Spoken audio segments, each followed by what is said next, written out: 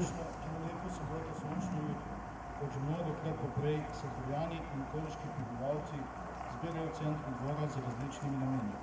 Ob takih dneh nas je po navadi v jutranjih urah na dvoru pozdravila sirena iz višnje grečkega kamiona.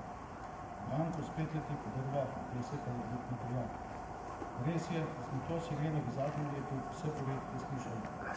Branko je napaga hodila polezen, vendar pa smo bili vsi prepričani, da tega dobrovoljnega delovnega veseljaka ne more streti v dnevih.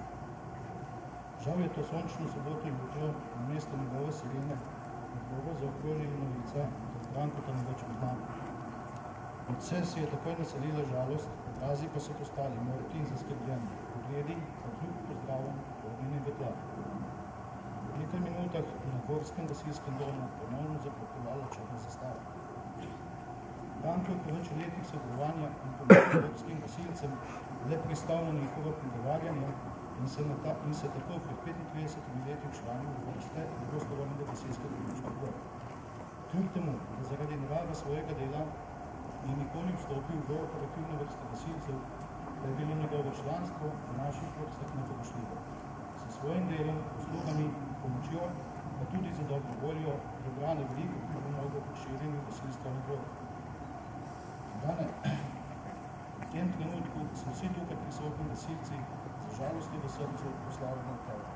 V svojem imenu in imenu gasilcev vsem tvojim bližnjim, sorodnikom in prijateljem sretan podoba sožalja. Ker pa vemo, Brane, da brez kamiona ne bi bil to, kar si bil, da bo na zadnji pot pospremila gasilska sirena iz kamiona. Čiva življenja.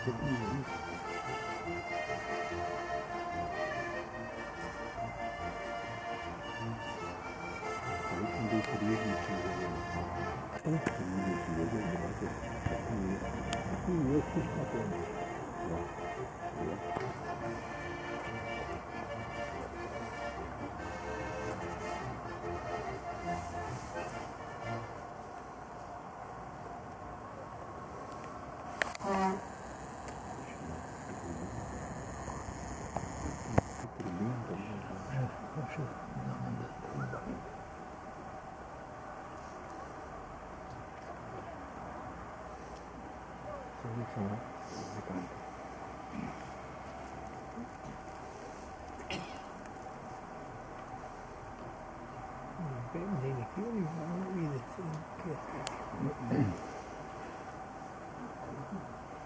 Скрипкей. Согласен.